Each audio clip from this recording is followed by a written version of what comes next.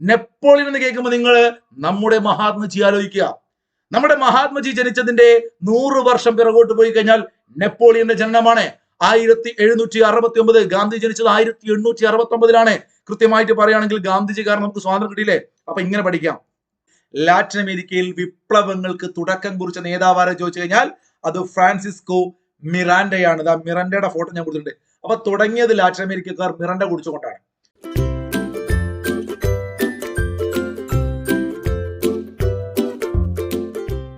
Striker കോച്ചിങ്ങിന്റെ എല്ലാ കൂട്ടുകാർക്കും പുതിയൊരു ക്ലാസ്സിലേക്ക് സ്വാഗതം. ഞാൻ ഷഹനാദ് ആണ്. എന്തെല്ലാടോ, എല്ലാവർക്കും സുഖല്ലേ? കൂട്ടുകാരെ, നമ്മൾ ഇന്ന് പഠിക്കുന്നത് ലോക ചരിത്രമാണ്. നിങ്ങൾ എഴുതാൻ പോകുന്ന 10th level, +2 level, degree level എല്ലാ പരീക്ഷകൾക്കും ഏറ്റവും പ്രധാനപ്പെട്ടതും പിള്ളേർക്ക് കുറച്ച് പഠിക്കാൻ ഇച്ചിരി പ്രയാസം തോന്നുന്നതുമായ ടോപ്പിക് അടിപൊളിയായിട്ട് നമ്മൾ മുഴുവൻ ലോക ചരിത്രവും 20 ചോദ്യങ്ങളിലൂടെ പഠിക്കുകയാണ്. അപ്പൊ എല്ലാവരും റെഡിയല്ലേ? നോക്കൂ, ഒന്നാമത്തെ ചോദ്യം ഇതാണ്. ക്ലാസ്സുകൾ ഇഷ്ടപ്പെട്ടാൽ കൂട്ടുകാരെ നിങ്ങൾ എല്ലാവരും ഒന്ന് ലൈക്ക് അടിക്കുക പറഞ്ഞാലേ നിങ്ങൾ ചെയ്യത്തുള്ളൂ. അതുപോലെ നമ്മുടെ ചാനൽ ആദ്യമായിട്ട് കാണുന്നവരുണ്ടെങ്കിൽ നിങ്ങൾക്ക് വേണ്ട ഒരു 100-400ഓളം വീഡിയോ ഈ ചാനലുണ്ട്. നിങ്ങൾ സബ്സ്ക്രൈബ് ചെയ്യുക, മുൻ വീഡിയോസ് ഒക്കെ കാണുക. ഇനിയും വീഡിയോസ് ലഭിക്കാൻ ആ ബെൽ ബട്ടൺ ക്ലിക്ക് ചെയ്യുക. നിങ്ങളുടെ കൂട്ടുകാർക്കൊക്കെ ഷെയർ കൊടുക്കാൻ മറക്കരുത്. ഈ ക്ലാസ് ഇഷ്ടപ്പെട്ടാൽ മാത്രം. ഐക്യരാഷ്ട്ര സംഘടനയുമായി ബന്ധപ്പെട്ട ചോദ്യമാണ്. അന്താരാഷ്ട്ര നീതിന്യായ കോടതി രൂപീകരിച്ച വർഷം ഏതാണ്? ഉത്തരം കിട്ടുന്നുണ്ടോ? 1945 ഐക്യരാഷ്ട്ര സംഘടനയുടെ ഭാഗമായിട്ടുള്ള അന്താരാഷ്ട്ര നീതിന്യായ കോടതി രൂപീകരിച്ചത്. ഒരു ഇച്ചിരി സ്പീഡിൽ ഞാൻ പറയും, ഇത് റിവിഷൻ ക്ലാസ് ആണ്. മുഴുവൻ ലോക ചരിത്രവും നമ്മളൊരു മാരത്തോൺ ആയിട്ട് പോവുകയാണ് കേട്ടോ. അന്താരാഷ്ട്ര നീതിന്യായ കോടതി എന്ന് പറയുമ്പോൾ രൂപീകരിച്ച വർഷം നമ്മൾ പറഞ്ഞു 1945. ഈ ഒരു കോടതിക്കകത്ത് ആകെ ജഡ്ജിമാരുടെ എണ്ണം നോട്ട് ചെയ്ത് വെച്ചേക്കുക 15 പേരാണ് കേട്ടോ. ഇവിടെ ജഡ്ജിമാരുടെ കാലാവധി 9 വർഷമാണെന്ന കാര്യം എടുത്തു നിങ്ങൾ ആലോചിച്ച് വെക്കുക. 9 വർഷമാണ്. സാധാരണ നിങ്ങൾ ഇങ്ങനെ ഒരു കാലാവധി കാണാറില്ലല്ലോ. 9 വർഷമാണ്. ഈ ഒരു കോടതി ഐക്യരാഷ്ട്ര സംഘടനയുടെ ഭാഗമായിട്ടുള്ള അന്താരാഷ്ട്ര നീതിന്യായ കോടതിയിൽ അവിടെ ഉപയോഗിക്കുന്ന ഭാഷകള് ഔദ്യോഗികമായിട്ട് 2 ഭാഷകളാണ്, ഇംഗ്ലീഷും ഫ്രഞ്ചുമാണ്. ഇതിന്റെ ആസ്ഥാനം എല്ലാവർക്കും അറിയാം. സ്ഥിരമായിട്ട് PSC മുൻ വർഷങ്ങളിൽ ചോദിക്കാറുണ്ടായിരുന്നു. ഹേഗ് ആണ്. ഹേഗ്. എവിടെയാണ് ഹേഗ്? നെതർലാൻഡിലാണ്. അവിടെ എടുത്തു പഠിക്കുക, ന്യൂയോർക്കിന് പുറത്ത് ആസ്ഥാനമായുള്ള ഐക്യരാഷ്ട്ര സംഘടനയുടെ ഏറ്റവും പ്രധാനപ്പെട്ട ഘടകമാണ് ഏത്?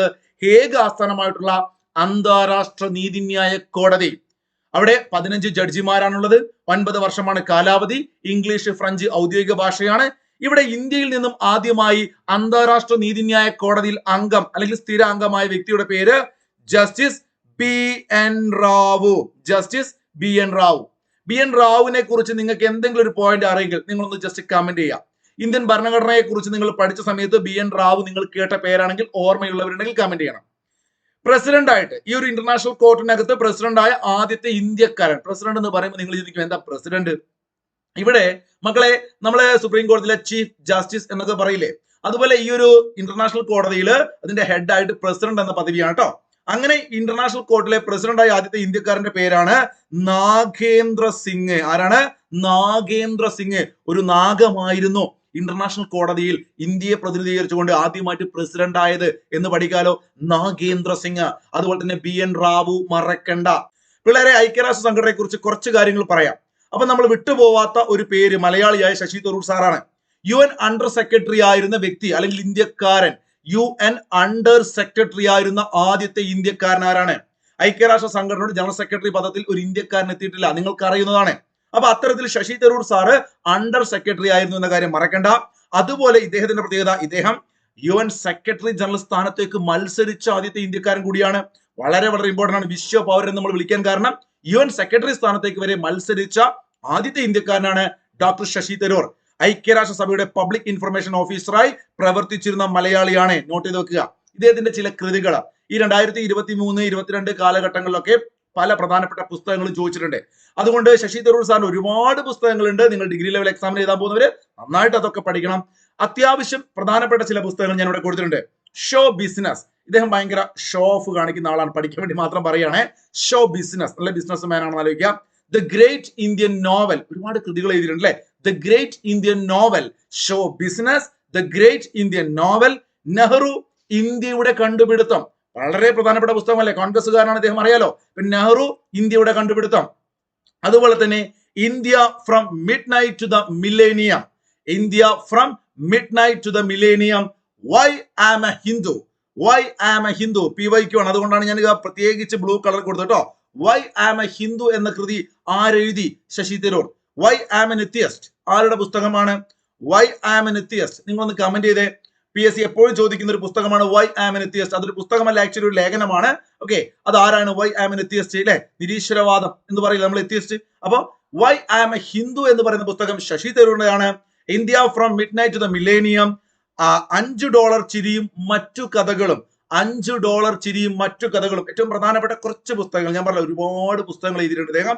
$5 ചിരിയും മറ്റു കഥകളും, $5 ചിരിയും മറ്റു കഥകളും, show business, the great Indian novel, Nehru India കണ്ടുപിടുത്തം, India from midnight to the millennium തുടങ്ങിയ പുസ്തകങ്ങളൊക്കെ ഓർത്ത് വെച്ചേക്കുക. ലോകത്തിലെ ഏത് ഭാഷയിലും ഐക്യരാഷ്ട്ര സംഘടനയെ കുറിച്ച് പറയുമ്പോൾ അവിടുത്തെ അണ്ടർ സെക്രട്ടറി ആയ കഥയൊക്കെ നമ്മൾ പറഞ്ഞല്ലോ. അവിടുത്തെ ഏറ്റവും പ്രധാനപ്പെട്ട ഘടകമാണ് പൊതുസഭ. പൊതുസഭയുമായി ബന്ധപ്പെട്ട് ചില ഇന്ത്യൻ വ്യക്തികളെ നമുക്കൊന്ന് പരിചയപ്പെടാം, നമുക്ക് അടുത്ത ചോദ്യത്തിലേക്ക് പോകുന്നതിന് മുമ്പായിട്ട്. അപ്പൊ പൊതുസഭ എന്ന് പറഞ്ഞാൽ ഐക്യരാഷ്ട്രസഭയുടെ ഏറ്റവും പ്രധാനപ്പെട്ട വലിയ ഘടകമാണ് പൊതുസഭ. അവിടെ ഏത് ഭാഷ നമുക്ക് പ്രസംഗിക്കാം. പൊതുസഭയ്ക്കും എന്തുണ്ട്, അവിടെ ഒരു നാഥൻ ഉണ്ടാവും, അവിടെ ഒരു പ്രസിഡന്റ് എന്ന് പറയുന്ന പദവി. പൊതുസഭ ഐക്യരാഷ്ട്ര സംഘടനയുടെ ഘടകങ്ങളായ പല ഘടകങ്ങളിലെ, അപ്പൊ ആ ഘടകങ്ങളിൽ ഏറ്റവും പ്രധാനപ്പെട്ട ഘടകമായ പൊതുസഭ, ആ പൊതുസഭയുടെ തലവൻ ഒരു പ്രസിഡന്റ് ആയിരിക്കും. അദ്ദേഹത്തിന് 1 വർഷ കാലാവധിയാണ്. ഐക്യരാഷ്ട്ര സംഘടന എന്ന് കേൾക്കുമ്പോൾ നമ്മുടെ മനസ്സിലേക്ക് സെക്രട്ടറി ജനറൽ ആണ് വരിക.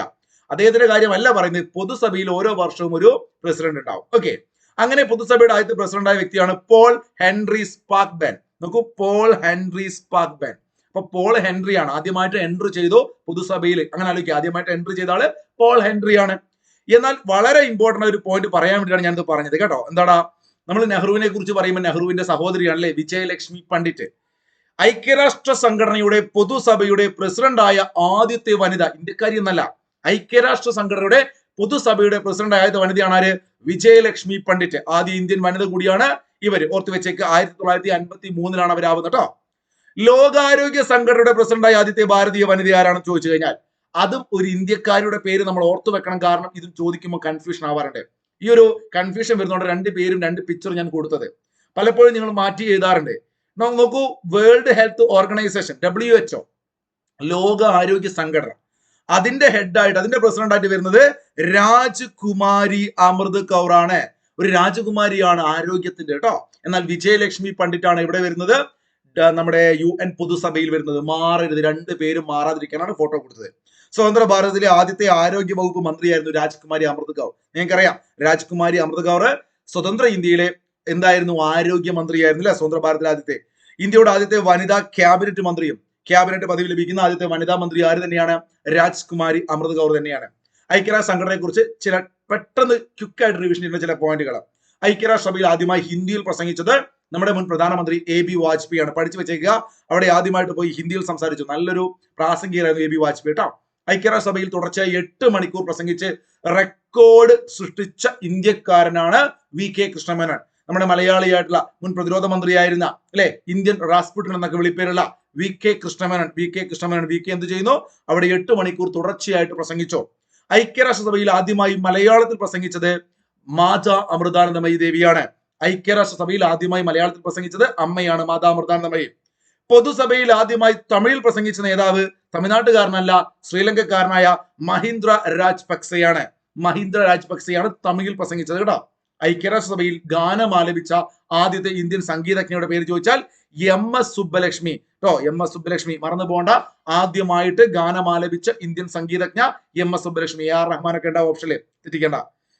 പൊതുസഭയിൽ, ഐക്യരാഷ്ട്രസഭയുടെ പൊതുസഭയിൽ പ്രദർശിപ്പിച്ച ആദ്യത്തെ ബോളിവുഡ് ചിത്രം ഏത് ചോദിച്ചു കഴിഞ്ഞാൽ ലഗേ രഹോ മുന്നാബായ്. നമ്മൾ ചിന്തിക്കില്ല, മുന്നാബായ് എന്ന് പറയുന്ന സിനിമയല്ലേ. അപ്പൊ ഈ ഒരു മുന്നാബായ് സിനിമയൊക്കെ നമുക്ക് മനസ്സിലേക്ക് പെട്ടെന്ന് വരില്ല. നമ്മൾ ഒരു പക്ഷേ ഭയങ്കരമായ ക്ലാസിക്കൽ സിനിമ ഏതെങ്കിലും ആയിരിക്കും മനസ്സിൽ വരിക. അപ്പൊ പൊതുസഭയിൽ പ്രദർശിപ്പിച്ച ആദ്യത്തെ ബോളിവുഡ് ചലച്ചിത്രം ലഗേ രഹോ മുന്നാബായ് ആണ്. ഇതാ ഒരു ക്വസ്റ്റ്യൻ പറഞ്ഞിട്ട് നമുക്ക് രണ്ടാമത്തെ ക്വസ്റ്റ്യനിലേക്ക് പോകാം കേട്ടോ. താഴെ കൊടുത്തിരിക്കുന്ന കൃതികളിൽ ശശി തരൂരിന്റെ കൃതികൾ ഏതെല്ലാം? കിട്ടുന്നുണ്ടോ നോക്കിക്കേ. ശശി തരൂരിന്റെ കൃതികൾ നിങ്ങൾ ആ വായിച്ചത് മനസ്സിലുണ്ടോ നോക്കട്ടെ. അല്ലെ, വൈ ആം എ ഹിന്ദു എന്നൊക്കെ നിങ്ങളെ മനസ്സിലുണ്ടാവും ഒരു പക്ഷേ. A house without Windows. Actually ഇത് നദിയ ഹാഷ്മി എന്ന് പറയുന്ന ഒരു സാഹിത്യകാരുടെ കൃതിയാണ്. നിങ്ങൾ വേണമെങ്കിൽ നോട്ട് വെച്ചോ. നദിയ ഹാഷ്മി എന്ന് പറയുന്ന സാഹിത്യകാരുടെ കൃതിയാണ് എ ഹൗസ് വിത്തൗട്ട് വിൻഡോസ്.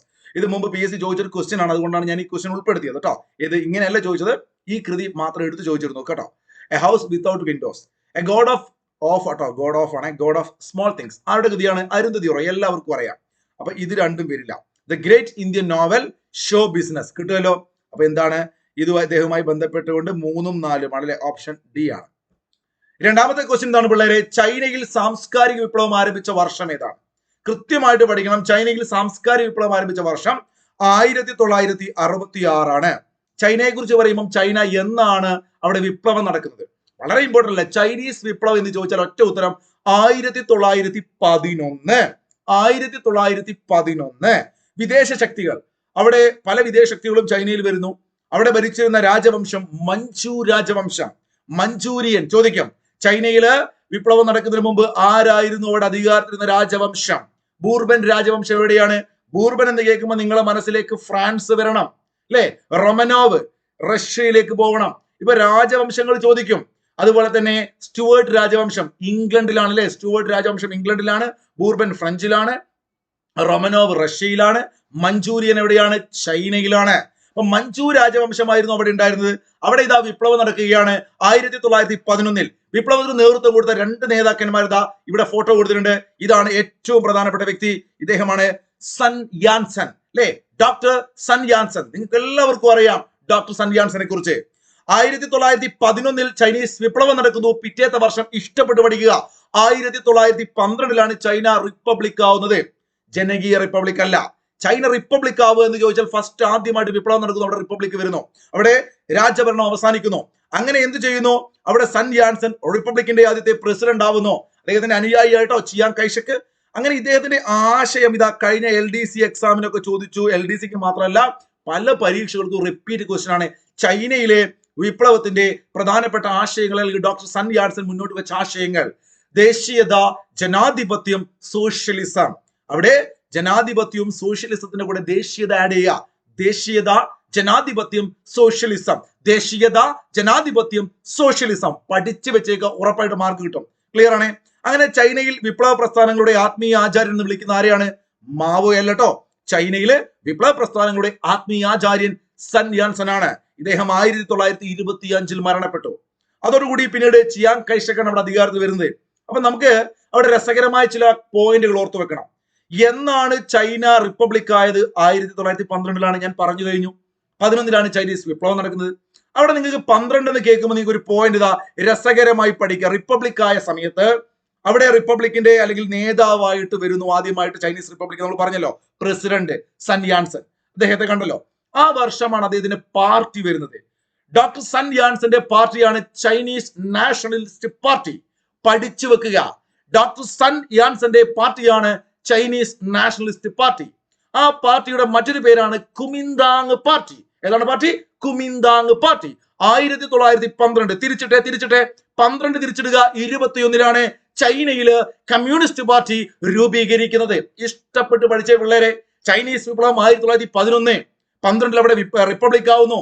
12 അവിടെ കുമിന്താങ് പാർട്ടി ഉണ്ടാക്കുന്നു. തിരിച്ചിട്ടെ 21 കേട്ടോ. അതുകൊണ്ടാണ് ഞാൻ കളർ മാറ്റി കൊടുത്തത്. ഇവിടെ കണ്ട നിങ്ങൾ 21 Chinese communist party, 12 Kuomintang party അഥവാ ചൈനീസ് നാഷണലിസ്റ്റ് പാർട്ടി. അങ്ങനെ ചിയാങ് കൈഷക്ക് 25 അധികാരത്തിൽ വരുന്നു. അതിനുശേഷമാണ് അവിടെ വലിയ മാറ്റങ്ങൾ. അദ്ദേഹത്തിന്റെ ഏകാധിപത്യ സ്വേച്ഛാധിപത്യ ഭരണം. ചിയാങ് കൈഷക്ക് എന്ന് പറയുന്ന ഒരു ക്രൂരനായ മനുഷ്യൻ അവിടെ അധികാരത്തിൽ വരുന്നു. സംഗതി റിപ്പബ്ലിക്കായി. പക്ഷെ പിന്നീടാണ് അവിടുത്തെ തൊഴിലാളികൾ സംഘടിക്കുകയാണ്. അങ്ങനെ ചൈനീസ് കമ്മ്യൂണിസ്റ്റ് പാർട്ടിയുടെ നേതാവ് മാവോ സേതുങ്, ഇദ്ദേഹത്തിന്റെ ഫോട്ടോ കാണാൻ നിങ്ങളെ. അദ്ദേഹം അവിടെ ഒരു സംഘടന അല്ലെങ്കിൽ ഒരു ടീം സെറ്റ് ചെയ്യാണ്. ചെമ്പട ഇത് ചെമ്പട, മാവോയുടെ ചെമ്പട. ഇങ്ങനെ തന്നെ പഠിക്കണം. കാരണം എന്താ അറിയോ? ചുവപ്പ് കുപ്പായക്കാർ എന്നൊക്കെ പറയുമ്പോൾ സാധനം മാറിപ്പോകും കേട്ടോ. അപ്പൊ ചുവപ്പ് കുപ്പായക്കാരും റെഡ് ആർമി അഥവാ ചെമ്പടയും രണ്ടും രണ്ടാണ്. നമുക്കത് വരാം, അടുത്ത ചോദ്യം വരുന്നുണ്ട്. അപ്പൊ ചെമ്പട അഥവാ റെഡ് ആർമി എന്ന് പറഞ്ഞാൽ ചൈനയിലേക്ക് പോകണം അല്ലെ, കമ്മ്യൂണിസ്റ്റ് ചൈനയിലേക്ക് പോകണം. അവിടെയാണ് പിള്ളേരെ ഏറ്റവും പ്രധാനപ്പെട്ട ഈ ഒരു വർഷം നിങ്ങൾ പഠിക്കുക. 10th മെയിൻസിനായിക്കോട്ടെ, +2 ലെവൽ ആയിക്കോട്ടെ, ഡിഗ്രി ലെവൽ ആയിക്കോട്ടെ. അവിടെയാണ് ലോങ് മാർച്ച്. ലോങ് പാർലമെന്റ് എവിടെയാണ്? അത് ഇംഗ്ലണ്ടിലാണ് ലോങ് പാർലമെന്റ്. നമുക്കത് പറയാം അല്ലെ.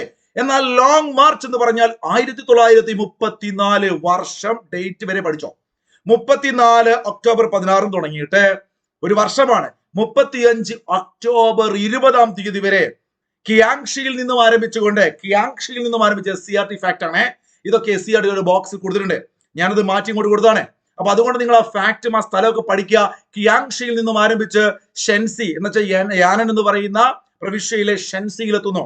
അപ്പൊ യാനൻ എന്ന് പറയുന്ന ഒരു പ്രവിശ്യ, അവിടുത്തെ ഷെൻസിയില്, കിയാങ്ഷിയിൽ നിന്നും ഷെൻസിയിലേക്ക് ഒരു ലോങ് മാർച്ച് അല്ലെ 62 നഗരങ്ങളാണ് ഈ ലോങ് മാർച്ചിൽ ഇവർ പിടിച്ചെടുത്തത്. നോക്കൂ, 6000 മൈലുകൾ എന്ന് വെച്ചാൽ 12000 കിലോമീറ്റർ ഇവർ നടക്കുകയാണ്. ലോങ് മാർച്ച് 12000 കിലോമീറ്റർ, ചിന്തിക്കാൻ പറ്റുമോ?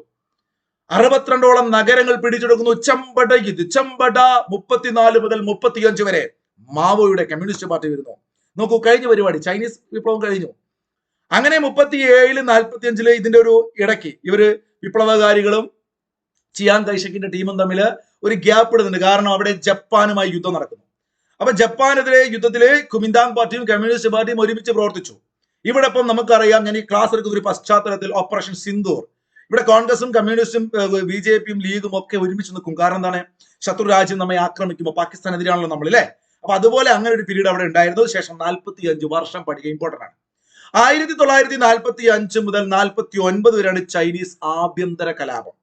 ചൈനയിലെ വിപ്ലവം നടക്കുന്നത് 1911 45 മുതൽ 49 വരെ ചൈനീസ് ആഭ്യന്തര കലാപം. നോട്ട് ചെയ്ത് വെച്ചേക്കുക, സ്റ്റേറ്റ്മെന്റ് ചോദ്യം വരും.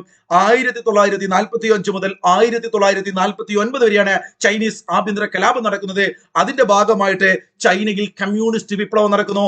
1949 കൃത്യമായിട്ട് പഠിച്ചേ, 1949 ചൈനീസ് കമ്മ്യൂണിസ്റ്റ് വിപ്ലവം നടക്കുന്നു. ഒക്ടോബർ മാസം 1-ാം തീയതി ചൈന ജനകീയ റിപ്പബ്ലിക് ആവുന്നു. പീപ്പിൾസ് റിപ്പബ്ലിക് ഓഫ് ചൈന, ജനകീയ റിപ്പബ്ലിക്. ചൈന റിപ്പബ്ലിക് ആവുന്നു 1912 പറഞ്ഞു. എന്നാൽ ചൈന ജനകീയ റിപ്പബ്ലിക് ആവുന്നത് പഠിച്ച ഒരു മാർക്ക്, ഷുവർ ക്വസ്റ്റ്യൻ ആണ്, ഞാൻ റെഡ് കൊടുത്തിട്ടുണ്ട്. എന്താണത്? ജനകീയ ചൈന റിപ്പബ്ലിക്കായി 1949 ഒക്ടോബർ 1. ഓക്കെ ആണല്ലോ? അപ്പോ അവിടെ ആദ്യത്തെ പ്രസിഡന്റായിട്ട് മാവോ സെതുങ് വരുന്നു. മാവോ 76 മരിക്കുന്നത് കേട്ടോ.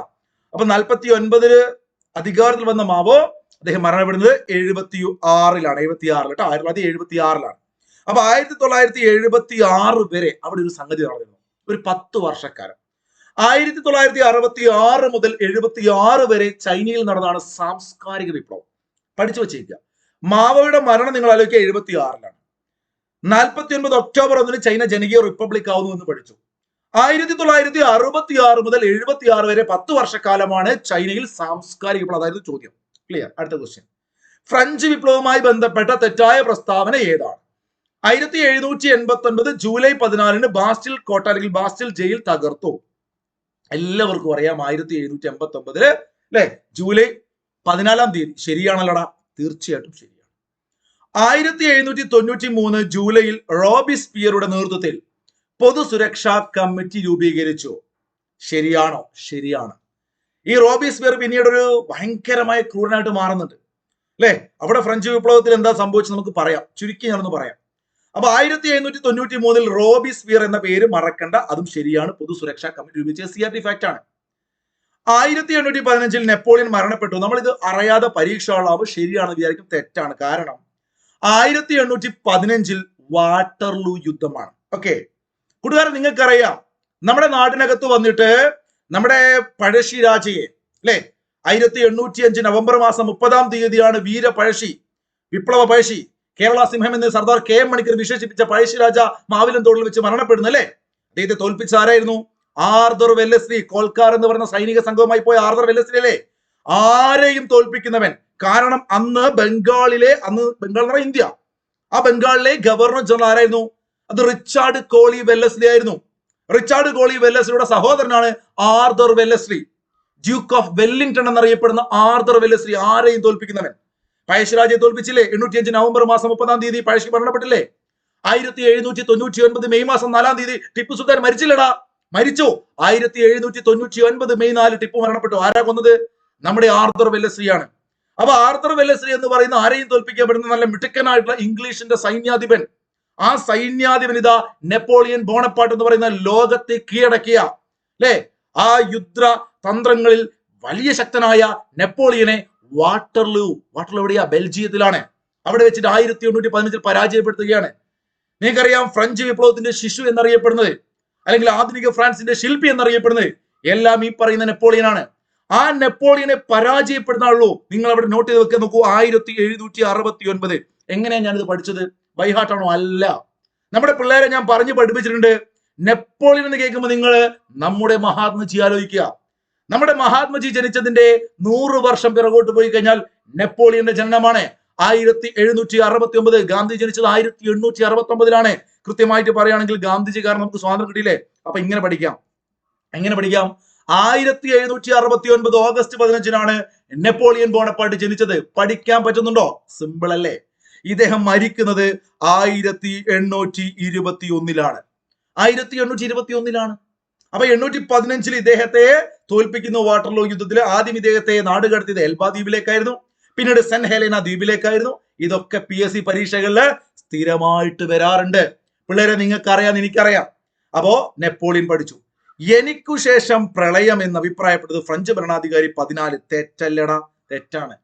ഞാനാണ് രാഷ്ട്രം എന്ന് പറഞ്ഞു. ആര്? ലൂയി 14. ഞാനാണ് രാഷ്ട്രം.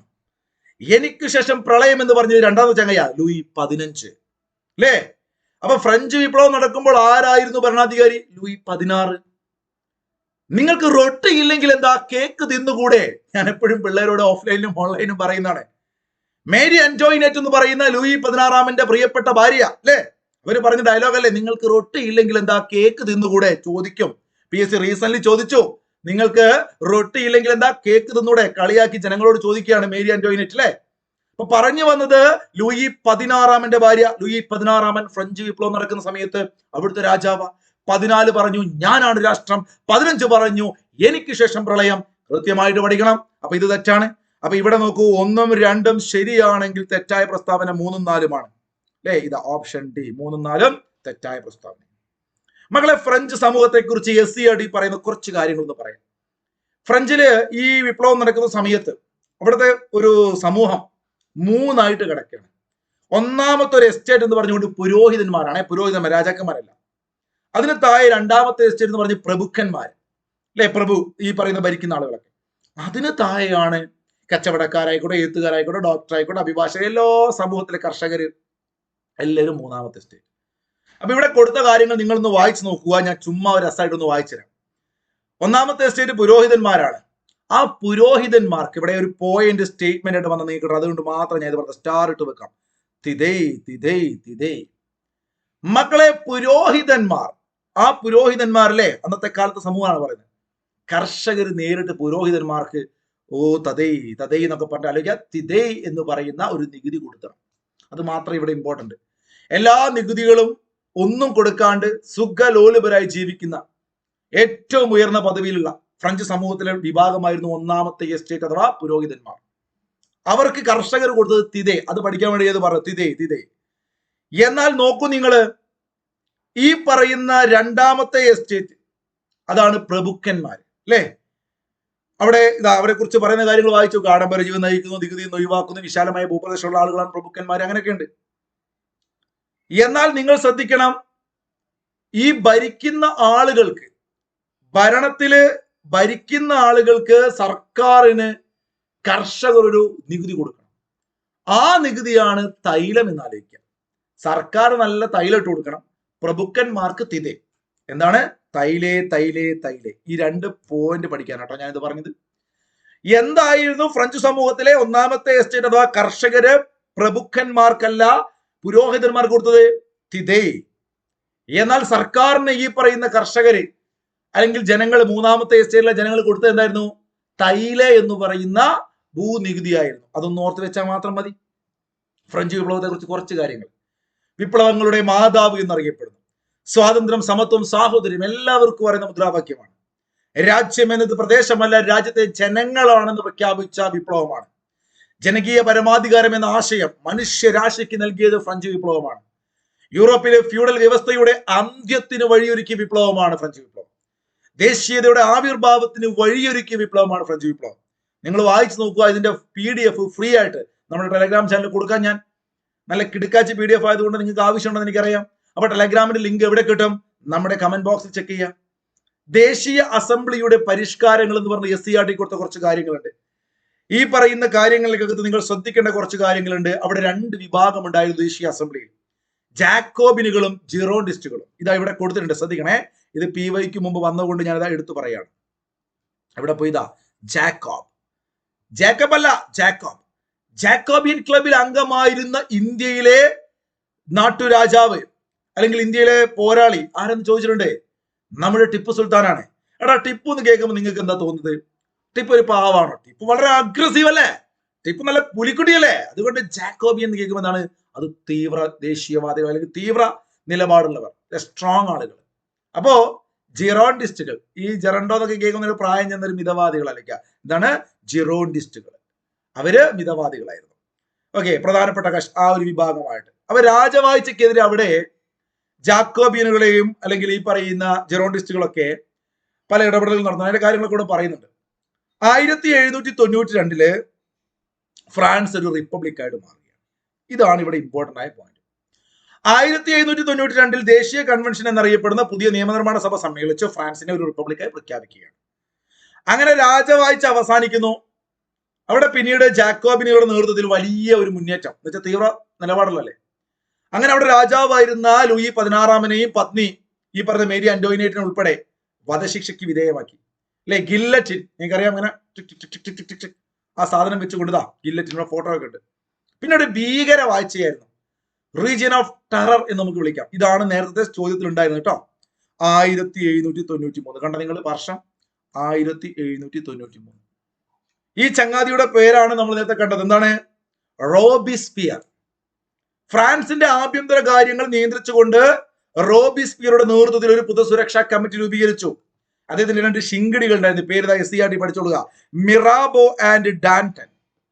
Mirabeau, Danton, Danton, Mirabeau, Mirabeau, Danton. പഠിച്ചു വെച്ചേക്ക്, ഞാൻ മാറ്റി തന്നാലോ, നിങ്ങൾ നോട്ട് ചെയ്ത് വെക്കണം കേട്ടോ, അറിയാത്തവർ. ഇവര് ഭയങ്കര സ്ട്രോങ് ആയിരുന്നു. ഇവർ ശത്രുക്കളെ തോന്നിയ പോലെ നിഷ്ക്രൂരം കൊന്നു. ഗില്ലറ്റിനുള്ള വിഷം കണ്ട ഇങ്ങനെ ബ്ലേഡാ തല കൊണ്ട് വെച്ചെടുക്ക, ടക്ക്, തല വെക്ക, ടക്ക്. അതായത് വെട്ടിക്കൊത്ത് കൊല്ലാൻ സമയമില്ല. അതുകൊണ്ട് വേഗം വേഗം കോയിൻ ഇറക്കുന്ന മാതിരി പരിപാടി കഴിഞ്ഞു അല്ലേ. അങ്ങനെയാണ് പലരെയും കൊല്ല കഥ ഇവിടെ പറയുന്നുണ്ട്. അങ്ങനെ 1794 വരെ ഈ ഒരു ഭീകര വാഴ്ച കാലമായിരുന്നു കേട്ടോ. ആരുടെ നേതൃത്വത്തിൽ? റോബിസ്പിയറുടെ നേതൃത്വത്തിൽ. അപ്പൊ ജനങ്ങള് രാജാവിനെ പുറത്താക്കിയിൽ ജനങ്ങൾക്ക് ഭയങ്കര സങ്കടം. ഈ ക്രൂരനല്ലേ പിന്നീട് വന്നത് അല്ലേ. അവിടെ ചില കാര്യങ്ങൾ നമ്മൾ നോട്ട് ചെയ്ത് വെക്കണം, വളരെ ഇമ്പോർട്ടന്റ് ആയത്. SCRT ഇല്ലാത്ത 2-3 കാര്യങ്ങളോട് ഞാൻ പറയാം. 1789 SCRT ഫാക്ട് ആണിത്. ഇവിടെ ഞാൻ 1789 പറയുമ്പോൾ ജൂൺ 20 ഒന്ന് നോട്ട് ചെയ്ത് വെക്കണം. ജൂൺ 20-നാണ് ടെന്നീസ് കോർട്ട് പുതുക്കി നടക്കുന്നത്. ഓക്കെ, അതിനുശേഷം നിങ്ങൾ ആലോചിക്കുക ജൂലൈ 14. ജൂലൈ 14 കേൾക്കും മക്കളെ. ജൂലൈ 14 ഫ്രഞ്ചിന്റെ ദേശീയ ദിനമായിട്ട് അവർ ആചരിക്കുന്നത്. നമുക്ക് ആഗസ്റ്റ് 15 അല്ലേ. അപ്പൊ ഫ്രഞ്ച് ദേശീയ ദിനമായിട്ട് ആചരിക്കുന്നത് ഈ പറയുന്ന ബാസ്റ്റിൽ ജയിൽ, ആ രാജവാഴ്ചയുടെ പ്രതീകമായിരുന്ന ഫ്രാൻസിലെ ബാസ്റ്റിൽ ജയിൽ കോട്ട തകർക്കുകയാണ്. സ്വാതന്ത്ര്യം, സമത്വം, സാഹോദര്യം എന്നീ മുദ്രാവാക്യം മുഴക്കിക്കൊണ്ട് 1789 ജൂലൈ 14. അതിനു മുമ്പ് ടെന്നീസ് കോർട്ട് പതുങ്ങി നടക്കുന്നത് 1789 ജൂൺ 20-നാണ്. ജൂൺ, ജൂലൈ, ആഗസ്റ്റിൽ ഇങ്ങനെ ഒരു പാട്ട് ഞാൻ പാടാറുണ്ടായിരുന്നു അല്ലെ. ഓഗസ്റ്റിൽ ഏതാമാസം 12, ജൂൺ 20, ജൂലൈ 14, ഓഗസ്റ്റ് 12 പഠിച്ചോളുക. ഓഗസ്റ്റ് 12 ഇവിടെ കാണാം. എന്താണ് ഓഗസ്റ്റ് 12? ദേശീയ അസംബ്ലി മനുഷ്യാവകാശ പ്രഖ്യാപനം നടത്തി. ജൂലൈ 14 ഫ്രാൻസിലാണെങ്കിൽ അമേരിക്കയുടെ അവിടുത്തെ സ്വാതന്ത്ര്യദിനം എന്നാണ് അവർ ആഘോഷിക്കുന്നത്. ഒന്ന് അധികമുണ്ടെങ്കിൽ അത് ഫ്രാൻസ്, ഒന്നില്ലെങ്കിൽ അത് അമേരിക്ക. July 4 America. പഠിച്ചു വെച്ചേക്കുക. 1789 ഒക്ടോബറിൽ പാരീസ് നഗരത്തിൽ ആയിരക്കണക്കിന് സ്ത്രീകൾ ഭക്ഷണം വേണമെന്ന മുദ്രാവാക്യവുമായി വെയ്സായ് കൊട്ടാരത്തിൽ പ്രകടനം നടത്തുന്നു. 1792 പുതുതായി രൂപീകരിച്ച ഭരണഘടന അനുസരിച്ച് തെരഞ്ഞെടുക്കപ്പെട്ട ദേശീയ കൺവെൻഷൻ ഫ്രാൻസിനെ ഒരു റിപ്പബ്ലിക്കായി പ്രഖ്യാപിച്ചു. അപ്പൊ ഫ്രാൻസ് എന്ന് റിപ്പബ്ലിക്കായി ചോദിച്ചു കഴിഞ്ഞാല് 1792. കണ്ട നിങ്ങൾ, ഇവിടെ കണ്ട നിങ്ങൾ, ഇതാണ് ആ വർഷം. ഇമ്പോർട്ടന്റ് ആണ്, വളരെ വളരെ ഇമ്പോർട്ടന്റ് ആണ്. 1792 പഠിച്ചു വെച്ചോ. പലർക്കും ഒരുപക്ഷെ അറിയില്ല. ഫ്രഞ്ച് വിപ്ലവം ഇങ്ങനെ പഠിക്കും. 1789 പക്ഷെ ഇത് കിട്ടില്ല. 1792 ക്ലിയർ ആണേ. ഇനി നെപ്പോളിയനും ഫ്രഞ്ച് വിപ്ലവം എന്ന് പറഞ്ഞുകൊണ്ട് കുറച്ച് കാര്യങ്ങൾ കൊടുത്തിട്ടുണ്ട്. അവിടെ ഒരു പ്രധാനപ്പെട്ട പോയിന്റ് നിങ്ങൾ നോട്ട് ചെയ്ത് വെക്കുക. എന്നായിരുന്നു നെപ്പോളിയൻ അധികാരം ഫ്രാൻസിനെ പിടിച്ചെടുത്തത്? നെപ്പോളിയനും ടിപ്പു സുൽത്താനും ഭയങ്കര ബന്ധമാണെന്ന് ഞാൻ പറഞ്ഞല്ലോ.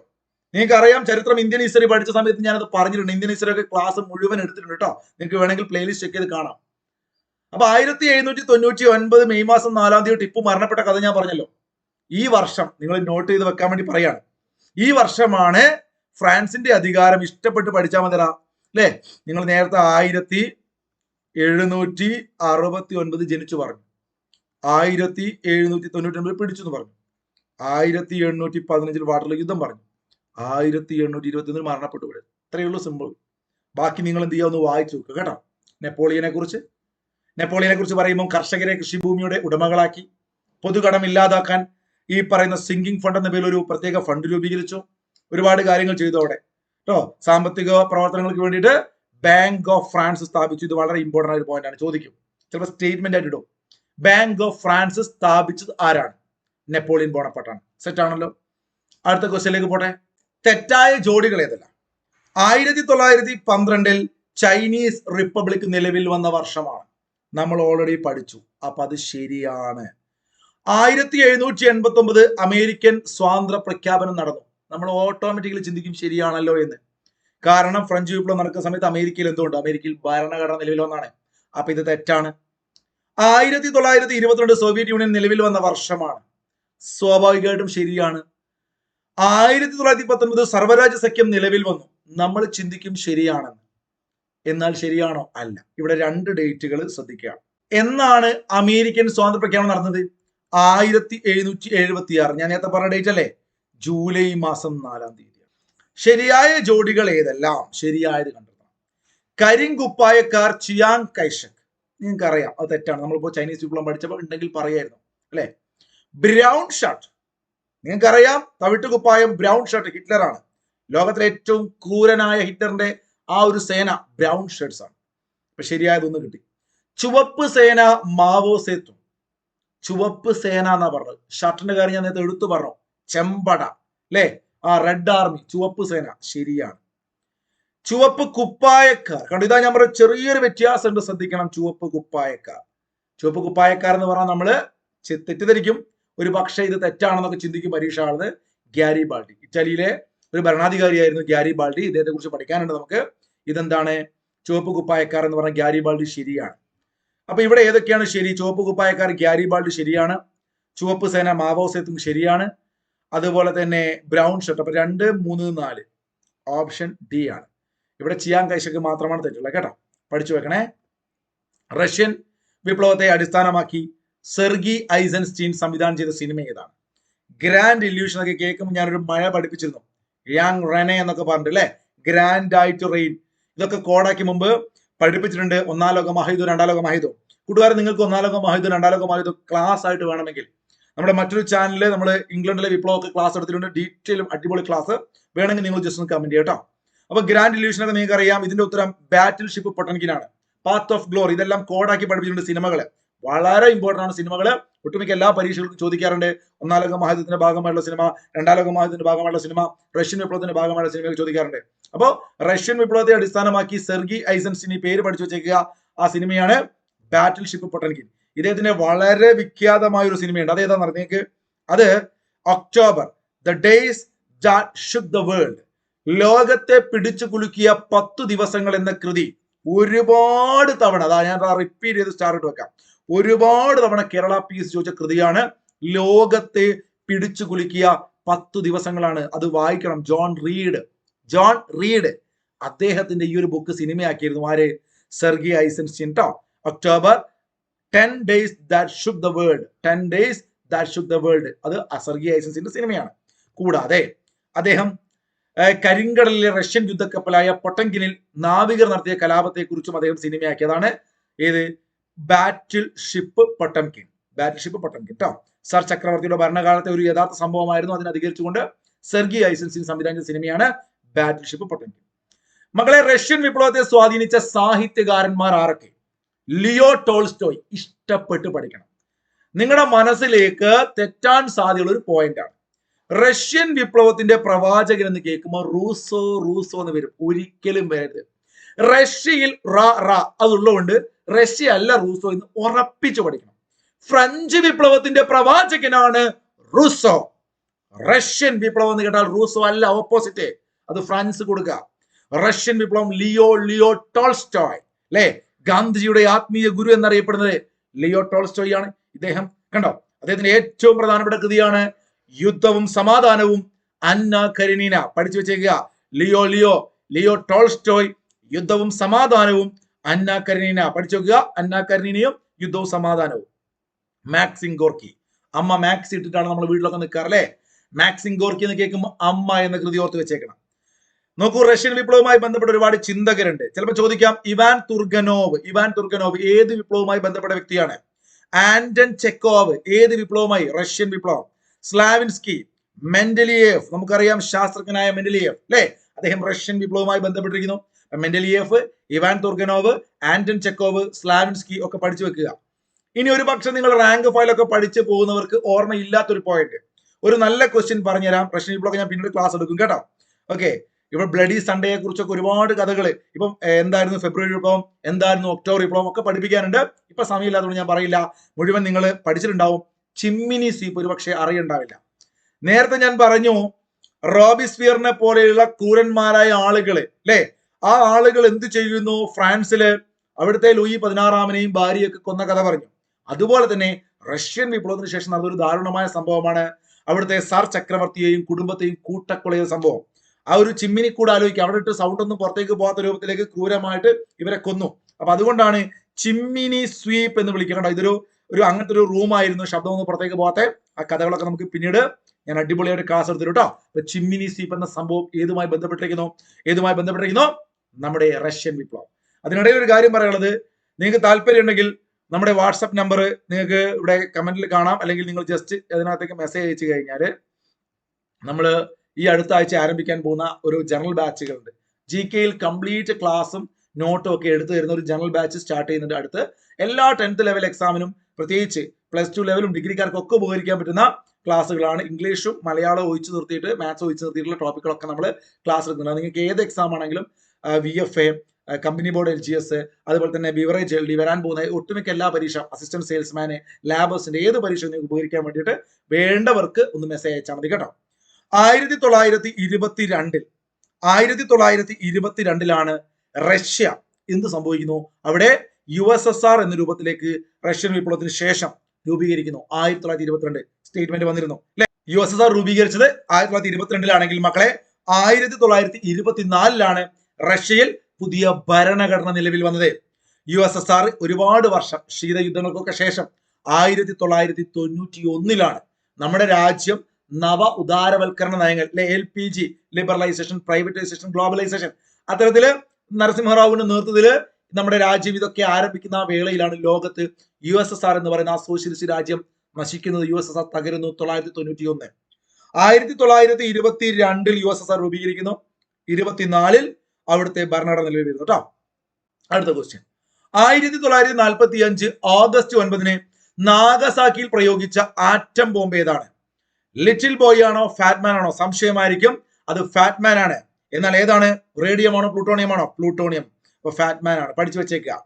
ചരിത്രത്തിൽ ആദ്യമായി യുദ്ധത്തിന്റെ അണുബോംബ് പ്രയോഗിച്ചത് 1945 ഓഗസ്റ്റ് 6 തിങ്കളാഴ്ച രാവിലെ ആയിരുന്നു. ഹിരോഷിമയിലായിരുന്നു അല്ലെ. പിന്നീട് ഓഗസ്റ്റ് 9 വ്യാഴാഴ്ച, തിങ്കളാഴ്ച വ്യാഴാഴ്ച വരെ PS ചോദിക്കും കേട്ടോ. നാഗസാക്കിയിൽ വ്യാഴാഴ്ച ഇടുകയാണ്, ഒരു 3 ദിവസത്തെ ഗ്യാപ്പിലെ. അവിടുത്തെ കഥ ഞാൻ കുറച്ച് വിശദമായിട്ട് കൊടുത്തിട്ടുണ്ട്, നോക്കൂ. August 6 Hiroshima. ലിറ്റിൽ ബോയ് എന്ന യുറേനിയം ബോംബായിരുന്നു. അവിടെ യുദ്ധം പറത്തിയത് എനാലോഗ് യുദ്ധവിമാനം. ആ പറത്തിയ വിമാനം എനോലാഗ് എന്ന് പറയുന്ന ഒരു വിമാനം B-29. അപ്പൊ നല്ല ലാഗ് ആയിട്ടായിരുന്നു ഹിരോഷിമയിലേക്ക് ലാഗ് ആ വിമാനം പോയത്. അത് പറത്തിയ വൈമാനികന്റെ പേര് പോൾ W. ടിബറ്റ്സ് ആണ്. എന്താണ്? ടിബറ്റ്സ്. അപ്പൊ ആദ്യം ഹിരോഷിമയിൽ ഇട്ട ചങ്ങാതി ടിബറ്റ്സ് ആണ്. ആ വിമാനം കുറച്ച് ലാഗ് ആയിരുന്നു, എനാലാഗ് അല്ലെ. യുറേനിയം ബോംബായിരുന്നു അല്ലെങ്കിൽ ലിറ്റിൽ ബോയ് ഹിരോഷിമ. എന്നാൽ ഓഗസ്റ്റ് 9 ഫാറ്റ്മാൻ എന്ന് പറയുന്ന പ്ലൂട്ടോണിയം ബോംബ്, നിങ്ങൾക്കൊക്കെ അറിയാം ഇത്, അതുകൊണ്ടാണ് ഞാൻ വേഗം പറയുന്നത്. അത് ആ ഒരു യുദ്ധവിമാനത്തിന്റെ പേര് ബോക്സ്കാർ എന്നായിരുന്നു. ബോക്സ്കാർ, ഒരു ബോക്സർ ആയിരുന്നു ആലോചിക്കാം കേട്ടോ, അല്ലെങ്കിൽ ഒരു ബോക്സ്, അങ്ങനത്തെ ബോക്സ് പോലത്തെ കാറ് പോലെ അങ്ങനത്തെ ആലോചിക്കാം. രണ്ടാമത്തെ വിമാനം അത് ഓടിച്ച ചങ്ങാതി ചാൾസ് W. സീൻ ആയിരുന്നു. WW, ഇപ്പൊ ബോക്സിംഗ് WW അല്ലേ, W. സീനി ആയിരുന്നു പറത്തിയത്. ഫ്രഞ്ച് വിപ്ലവത്തിന്റെ പിതാവ് എന്നറിയപ്പെടുന്നത് ആരാണ്? നമ്മൾ ഓൾറെഡി പഠിച്ചു കഴിഞ്ഞു. എന്താ പഠിച്ചത്? റഷ്യൻ വിപ്ലവത്തിന്റെ പ്രവാചകൻ എന്ന് പഠിച്ചു. അപ്പൊ നിങ്ങളോട് ഞാൻ പറഞ്ഞു, അത് ലിയോ ടോൾസ്റ്റോയ് ആണ്. ഫ്രഞ്ച് വിപ്ലവത്തിലേക്ക് വരുമ്പം അത് റഷ്യ പിടിക്കുക, പ്രവാചകൻ മാത്രമാണ് അങ്ങോട്ടും ഇങ്ങോട്ടും പഠിച്ചു വെക്കേണ്ടത്. ലിയോ ടോൾസ്റ്റോയ് റഷ്യൻ വിപ്ലവം, ഫ്രഞ്ച് വിപ്ലവത്തിന്റെ പ്രവാചകൻ ആരാണ്? റൂസോ ആണ്. അപ്പൊ റൂസോ ആണെങ്കിൽ സ്വാഭാവികമായിട്ടും പിതാവ് നല്ല വോൾട്ടേജ്. നിങ്ങളുടെ വീട്ടിലൊക്കെ ഇത് എത്ര പ്രാവശ്യം പറയാൻ പിള്ളേർ തെറ്റിക്കുന്ന പോയിട്ടാണ്. നമ്മൾ അച്ഛനാണ് വീട്ടിൽ എപ്പോഴും അല്ലെ, പിതാവാണ് എപ്പോഴും എന്ത്, കുറച്ച് വോൾട്ടേജ് കൂടുതൽ, വോൾട്ടയർ പിതാവ്, മറന്നു പോകേണ്ട, ഫ്രഞ്ച് വിപ്ലവത്തിന്റെ പിതാവ് വോൾട്ടയർ. മകളെ, വോൾട്ടയറെ കുറിച്ച് പറയുമ്പോൾ പുരോഹിതന്മാരുടെ ചൂഷണത്തെ പരിഹസിച്ച ഈ പറയുന്ന ചിന്തകനായിരുന്നു വോൾട്ടയർ. യുക്തിചിന്ത, സമത്വം, മനുഷ്യ സ്നേഹം എന്നിവ പ്രോത്സാഹിപ്പിച്ച ആരാണ്? വോൾട്ടയർ ആണ്. അച്ഛൻ പുരോഹിതന്മാരെയൊക്കെ പരിഹസിച്ചു എന്നാലോചിക്കുക. വോൾട്ടയർ പിതാവേ വോൾട്ടയർ, നല്ല വോൾട്ടയറുകൊണ്ട് പുരോഹിതന്മാരെ പരിഹസിച്ചു. യുക്തിചിന്ത, സമത്വം, മനുഷ്യ സ്നേഹം, ഇത് വോൾട്ടയർ ഉണ്ടായിരുന്നു. എന്താണ്? യുക്തിചിന്ത, സമത്വം, മനുഷ്യ സ്നേഹം. ഇത് സ്റ്റേറ്റ്മെന്റ് ആയിട്ട് ഈ ഒരു പേജ് എത്ര തവണയാ PSC ചോദിച്ചത് PSCക്ക് പോലും പെടുത്തല്ല. അതുകൊണ്ട് നിർബന്ധമായിട്ട് എല്ലാവരും ഈ ഒരു ഇമേജ് പഠിച്ചു വെക്കുക. റൂസോ, സ്വതന്ത്രമായി ജനിക്കുന്ന മനുഷ്യൻ എവിടെയും ചങ്ങലയിലാണ്. ഫ്രഞ്ച് വിപ്ലവത്തിന്റെ പ്രവാചകനാ പറയുന്നത്, സ്വതന്ത്രമായി ജനിക്കുന്ന മനുഷ്യൻ എവിടെയും ചങ്ങലയിലാണ് എന്ന പ്രശസ്തമായ മുദ്രാവാക്യം ഇദ്ദേഹത്തിനാണ്. ജനങ്ങളാണ് പരമാധികാരി എന്ന് പറഞ്ഞു ആര്? റൂസോ. ജനങ്ങളാണ് പരമാധികാരി എന്ന്. ജനാധിപത്യത്തെയും റിപ്പബ്ലിക്കിനെയും പ്രോത്സാഹിപ്പിച്ചത് ആരെന്ന് ചോദിച്ചാൽ അത് മൊണ്ടസ്ക്യൂ ആണ്. മണ്ടനാണെങ്കിലും അയാൾ എന്ത് പറഞ്ഞു? ജനാധിപത്യത്തിനെയും റിപ്പബ്ലിക്കിനെയും പ്രോത്സാഹിപ്പിച്ചു. എന്നാൽ ശ്രദ്ധിക്കണം, മൊണ്ടസ്ക്യൂ പറഞ്ഞത് ഗവൺമെന്റിനെ നിയമനിർമ്മാണം, കാര്യനിർവഹണം, നീതിന്യായം എന്നീ വിഭാഗങ്ങളായി തിരിക്കണമെന്ന് പറഞ്ഞു. നമ്മളുടെ ഇന്ത്യൻ ഭരണഘടന പഠിക്കാറുണ്ട് അല്ലെ? Executive, judiciary, legislature. ഇതിനെ മൂന്നിനെയും വേർതിരിക്കുന്ന ഇന്ത്യൻ ഭരണഘടനയിലെ വകുപ്പ് ഒന്ന് കമന്റ് ചെയ്ത് അറിയുന്നവര്.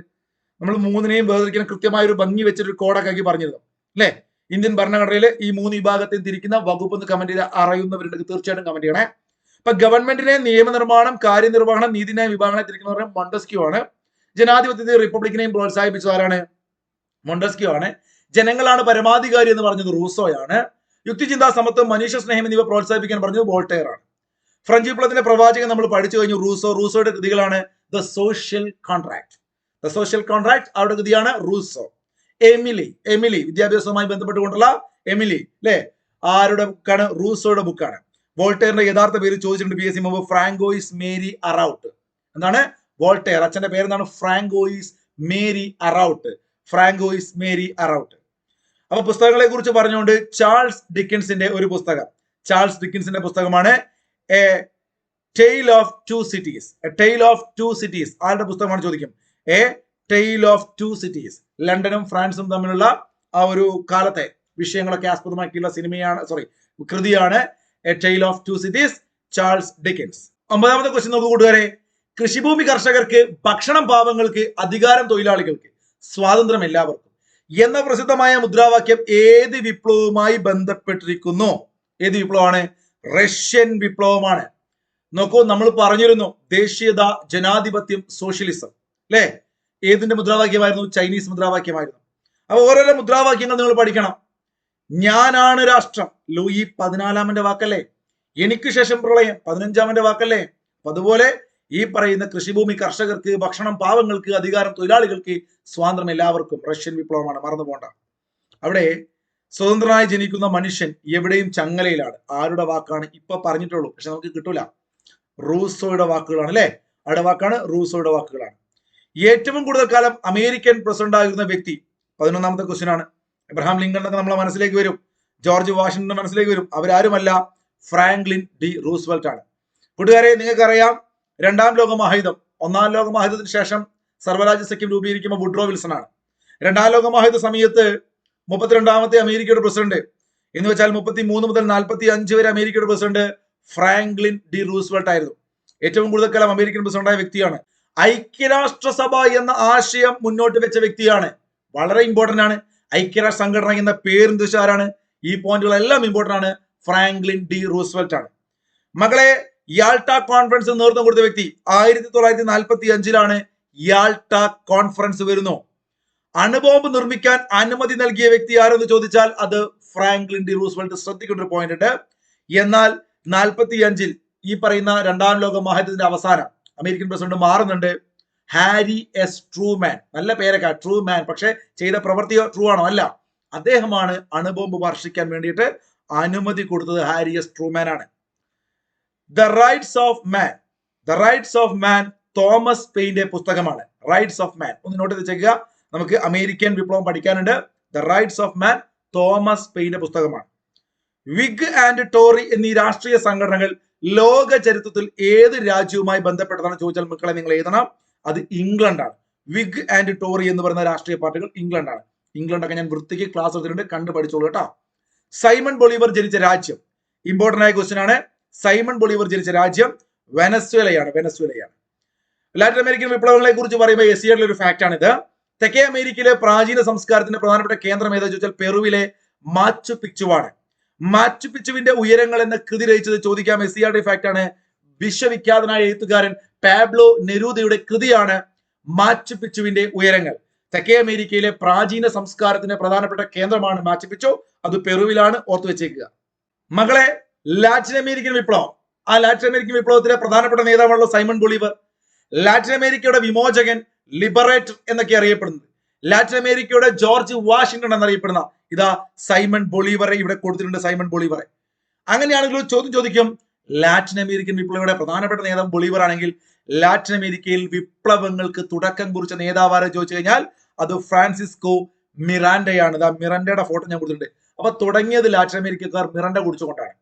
ഏത് രാജ്യത്തായിരുന്നു ലാറ്റിൻ അമേരിക്കൻ വിപ്ലവം തുടക്കം കുറിച്ചത്? അത് വെനസ്വേലയായിരുന്നു. വെനസ്വേലയിൽ ജനിച്ചതാണ് ആര്? Simon Bolivar. അല്ലെ, വെനസ്വേലയുടെ തലസ്ഥാനമാണ് കാരാക്കസ്. അപ്പൊ ഓർത്ത് വെച്ചേക്കുക, ലാറ്റിൻ അമേരിക്കയുടെ ജോർജ് വാഷിംഗ്ടൺ, ലാറ്റിൻ അമേരിക്കയുടെ വിമോചകൻ, ലിബറേറ്റർ എന്നറിയപ്പെടുന്നു. കൊളംബിയയുടെയും ബൊളീവിയയുടെയും ആദ്യത്തെ പ്രസിഡന്റാണ്. പെറു, ഇക്വഡോർ, പനാമ എന്നീ രാജ്യങ്ങൾക്കും സ്വാതന്ത്ര്യം നേടിക്കൊടുത്ത ആര് തന്നെയാണ്? സൈമൺ ബൊളീവർ തന്നെയാണ്.